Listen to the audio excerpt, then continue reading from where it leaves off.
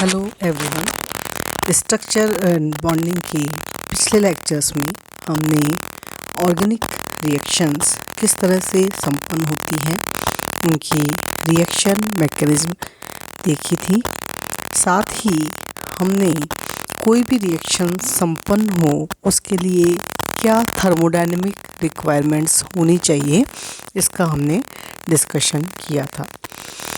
किस तरह से कोई भी रिएक्शन में रिएक्टेंट प्रोडक्ट में बदलेंगे, उनका कितना ईज़ होगी रिएक्टेंट के प्रोडक्ट में बदलने की, उसके लिए हमने देखा था कि प्रोडक्ट की जो एनर्जी है वो रिएक्टेंट की एनर्जी से कम होनी चाहिए। अगर प्रोडक्ट की एनर्जी रिएक्टेंट की एनर्जी से कम होती है, यानी कि डेल जी जो है वो ऋणात्मक होती है, तो उतनी ही आसानी से अधिक मात्रा में हमें उत्पाद प्राप्त होंगे। इसके साथ ही हमने रिएक्शंस को देखा था, दो तरह की होती हैं, एक्सोथर्मिक रिएक्शंस और एंडोथर्मिक रिएक्शंस। जो एंडोथर्मिक रिएक्शंस होती हैं उनमें प्रोडक्ट की एनर्जी रिएक्टेंट की एनर्जी से अधिक होती है, यानी कि डेल जी का मान पॉजिटिव होता है। ऐसी रिएक्शन के संपन्न होने के लिए हमें उन्हें कुछ एनर्जी देनी पड़ती है, गर्म करना पड़ता है।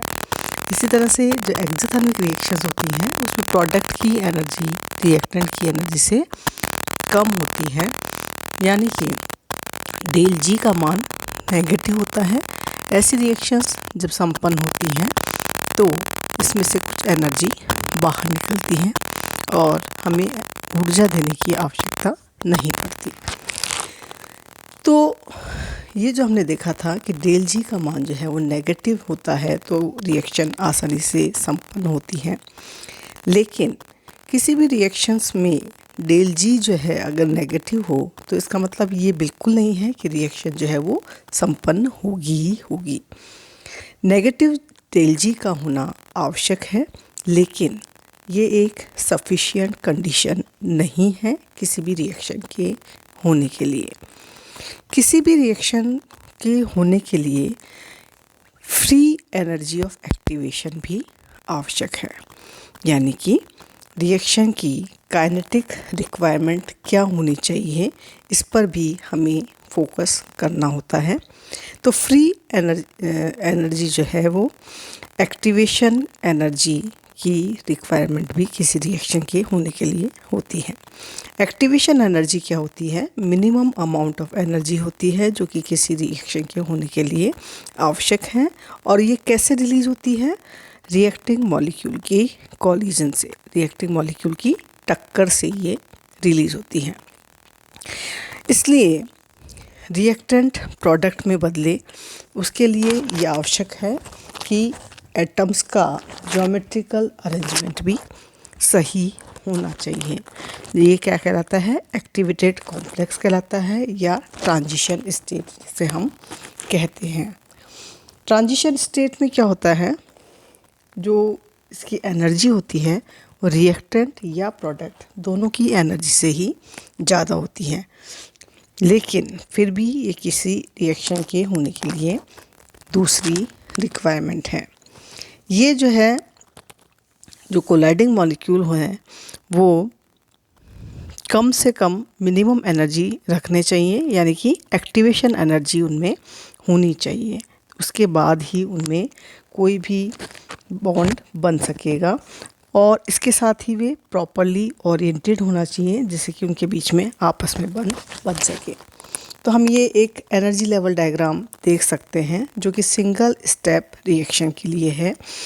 यहाँ पर हम देखते हैं A + B जो है, A reacts with BC, A reactant है और एक BC रिएक्टेंट है।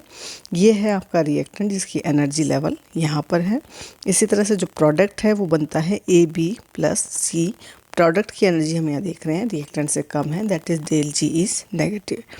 तो होता क्या है, A जब BC से रिएक्ट करता है तो पहले एक एक्टिवेटेड कॉम्प्लेक्स बनता है या ट्रांजिशन स्टेट बनती है, जिसमें कि बी और सी के बीच में बॉन्ड धीरे धीरे टूट रहा है और ए और बी के बीच में बॉन्ड बन रहा है। दिस इज ट्रांजिशन स्टेट और इसकी एनर्जी जो है वो बहुत ज़्यादा होती है।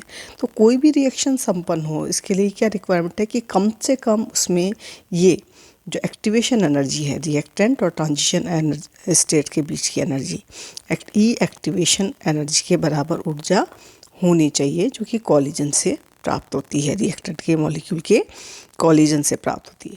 और इसके बाद में ये एनर्जी लूज करके कन्वर्ट होता है प्रोडक्ट में। ये है सिंगल स्टेप रिएक्शन के लिए एनर्जी लेवल डायग्राम, जिसमें कि आप ट्रांजिशन स्टेट की एनर्जी देख सकते हैं। और ये मिनिमम रिक्वायरमेंट है इतनी एनर्जी, एक्टिवेशन एनर्जी किसी भी रिएक्शन के संपन्न होने के लिए। अब हम यहाँ कुछ टर्म्स देखते हैं, दैट इज़ ट्रांजिशन स्टेट और इंटरमीडिएट। इन दोनों में क्या डिफरेंस हो सकता है।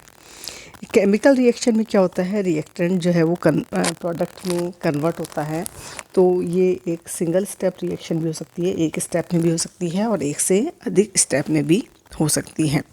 जब रिएक्शन संपन्न होती है सिंगल स्टेप में, तो उस समय में कोई भी इंटरमीडिएट नहीं बनता है।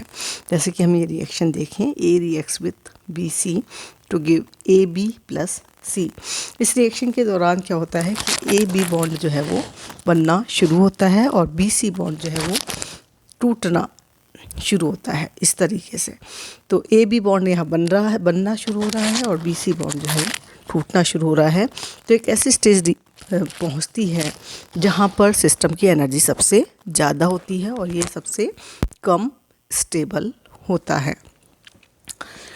ये जो स्टेट है, जो हाईएस्ट पोटेंशियल एनर्जी की स्टेट है, वो रिएक्टिंग मॉलिक्यूल के द्वारा जो बनी है, इसे हम क्या कहते हैं, ट्रांजिशन स्टेट कहते हैं। इसके बाद अल्टीमेटली क्या होता है कि बॉन्ड बी सी जो है वो पूरी तरह से टूट जाता है और बॉन्ड ए बी जो है वो पूरी तरह से बन के ए बी प्रोडक्ट का फॉर्मेशन होता है। ये हमने एनर्जी प्रोफाइल डायग्राम में भी देखा है। तो एक्टिवेशन एनर्जी डिपेंड करती है बी और सी बॉन्ड की स्ट्रेंथ पे और ए और बी बॉन्ड की स्ट्रेंथ पे डिपेंड करती है। जितना ज़्यादा बी सी बॉन्ड स्ट्रॉन्ग होगा तो उतनी ही ज़्यादा ई एक्टिवेशन एनर्जी होगी और रिएक्शन जो है वो स्लो होगी। और जितना ज़्यादा ए बी बॉन्ड स्ट्रॉन्ग होगा उतनी ही ज़्यादा एक्टिवेशन एनर्जी कम होगी और रिएक्शन जो है वो उतनी ही तेज़ी से होगी। ये तो बात थी हमारे सिंगल स्टेप रिएक्शन की। अब हम बात करते हैं टू स्टेप रिएक्शन की। इस यहाँ पर जो है, जो ये टू स्टेप रिएक्शन है, वहाँ पर दो ट्रांजिशन स्टेट बनती हैं और ये दोनों ट्रांजिशन स्टेट जो है वो एक डीप जो है डिप्रेशन के द्वारा आपस में सेपरेट होती है, जैसा कि हम इस एनर्जी प्रोफाइल डायग्राम में देख सकते हैं। This is for two step reaction. तो इस स्टेज में क्या होता है, सिस्टम में ये जो इंटरमीडिएट की एनर्जी होती है वो बहुत ही कम होती है और इसकी क्या है, यहाँ पर जो स्टेज बनती है उसकी एक डेफिनेट ज्योमेट्री भी होती है, जिसे कि हम क्या कहते हैं, इसे हम कहते हैं इंटरमीडिएट स्टेज। तो इसमें क्या किस तरह से स्टेप्स होते हैं, रिएक्टेंट जो है वो पहले कन्वर्ट होता है ट्रांजिशन स्टेट 1 में। ट्रांजिशन स्टेट 1 बनती है इंटरमीडिएट, जो कन्वर्ट होती है ट्रांजिशन स्टेट 2 में और ट्रांजिशन स्टेट 2 जो है वो देन कन्वर्ट होती है प्रोडक्ट के अंदर। तो इस तरह से हम एनर्जी प्रोफाइल डायग्राम देख सकते हैं, जिसमें इंटरमीडिएट की एनर्जी ट्रांजिशन स्टेट की एनर्जी से कम होती है। अब हम यहाँ पर देखते हैं कि क्या डिफरेंस है ट्रांजिशन स्टेट और इंटरमीडिएट में। ट्रांजिशन स्टेट जो है वो हाईएस्ट एनर्जी की स्टेट होती है, जबकि इंटरमीडिएट जो है वो दो हाईएस्ट एनर्जी स्टेट के बीच में आती है और इसकी एनर्जी जो है दोनों हाई एनर्जी स्टेट से कम होती हैं। ये जो है एक या दो स्टेप में ट्रांजिशन स्टेट जो है वो एक या दो स्टेट में अपीयर होती हैं और जनरली जो इंटरमीडिएट्स होते हैं वो 2 या 2 से अधिक हायर स्टेप प्रोसेस में ही बनते हैं। ट्रांजिशन स्टेट जो है वह स्टेज है जिसमें कि कुछ रिएक्टेंट के बॉन्ड जो हैं वो टूट रहे होते हैं और नए जो बॉन्ड हैं वो प्रोडक्ट के बन रहे होते हैं, यानी कि प्रोसेस ऑफ फॉर्मेशन है, इसलिए इसकी कोई भी डेफिनेट ज्योमेट्री नहीं होती हैं, जबकि इंटरमीडिएट में जो है वो क्या होते हैं, बॉन्ड जो है तो कम्प्लीटली टूट चुके होते हैं, नए बॉन्ड बन चुके होते हैं। इसलिए इसकी जो है कुछ डेफिनेट ज्योमेट्री होती है। ट्रांजिशन स्टेट को हम आइसोलेट नहीं कर सकते, जबकि इंटरमीडिएट्स को जो है हम अलग आइसोलेट कर सकते हैं। अब हम देखते हैं किस तरह से कोई रिएक्शन का कंट्रोल होता है थर्मोडायनेमिकली और काइनेटिक कंट्रोल किस तरह से किसी रिएक्शन में होता है। कई बार क्या होता है कि एक कंपाउंड है वो दो डिफरेंट प्रोडक्ट्स में कन्वर्ट हो सकता है, जैसे कि ए है उससे बी भी बन सकता है और सी भी बन सकता है। कौन सा प्रोडक्ट बनेगा, बी या सी, ये डिपेंड करता है रिलेटिव एक्टिवेशन एनर्जी पर और प्रोडक्ट की स्टेबिलिटी पर। हम एग्जांपल में कंसीडर करें एडिशन ऑफ HBr ऑन 1,3-ब्यूटाडाइन। ये 1,3-ब्यूटाडाइन पर हम HBr का एडिशन कंसीडर करते हैं तो क्या होता है, दो तरह के प्रोडक्ट्स इसमें बन सकते हैं। दो तरह के प्रोडक्ट कौन कौन से, एक तो बनता है 3-ब्रोमो-1-ब्यूटीन, ये वाला प्रोडक्ट बन सकता है 3-ब्रोमो-1-ब्यूटीन। ये बनता है प्रोडक्ट 1,2 एडिशन प्रोडक्ट कहलाता है। 3-ब्रोमो-1-ब्यूटीन, दिस इज़ 1,2 एडिशन प्रोडक्ट। और दूसरा बन सकता है 1-ब्रोमो-2-ब्यूटीन, दिस इज़ 1,4 एडिशन प्रोडक्ट ही बन सकता है।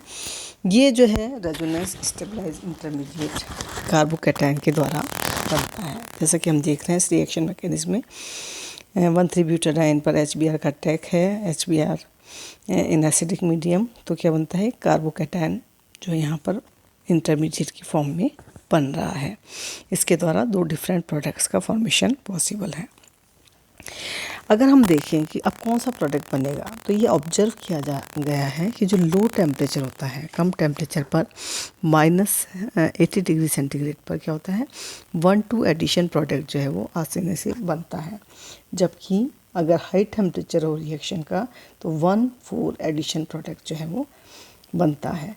ये हम इसके एनर्जी प्रोफाइल डायग्राम से देख सकते हैं। जो इंटरमीडिएट है वो अगर हायर टेम्परेचर हो 40 डिग्री हो तो 1,4 एडिशन प्रोडक्ट बनेगा और लो टेम्परेचर पर 1,2 एडिशन प्रोडक्ट बनता है।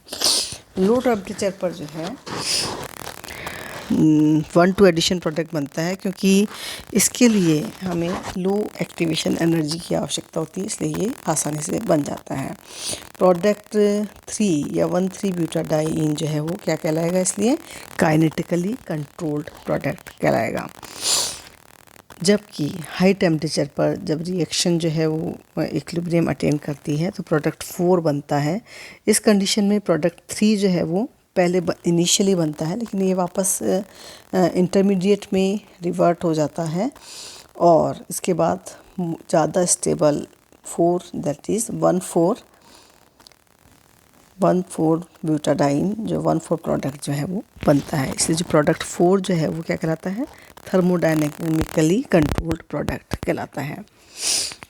बहुत सारे केसेस में मोर स्टेबल प्रोडक्ट जो है वो भी होता है जो कि अधिक फास्ट तेज़ी से बनता है। इस सिचुएशन में प्रोडक्ट जो है वो कहलाता है kinetically as well as thermodynamically controlled product कहलाता है। तो यहाँ हमने अभी कुछ नई टर्म्स देखी, ट्रांजिशन स्टेट एंड इंटरमीडिएट, दोनों में हमने डिफरेंस देखा, क्या डिफरेंस होता है। इसी तरह से हमने सिंगल स्टेप रिएक्शंस में किस तरह से होती है और 2 स्टेप रिएक्शन में किस तरह के एनर्जी प्रोफाइल डायग्राम होते हैं वो देखा है। साथ ही रिएक्शन जो है वो किस तरह से कंट्रोल होती है, काइनेटिकली और थर्मोडायनेमिकली रिएक्शन को हम किस तरह से कंट्रोल कर सकते हैं, ये भी हमने एनर्जी प्रोफाइल डायग्राम के द्वारा डिस्कस किया है। तो आप ये सब थोड़ा अच्छे से समझ के और इसके नोट्स बनाइए और ध्यान से इसको एनर्जी लेवल डायग्राम को डिस्कस करिए। Thank you.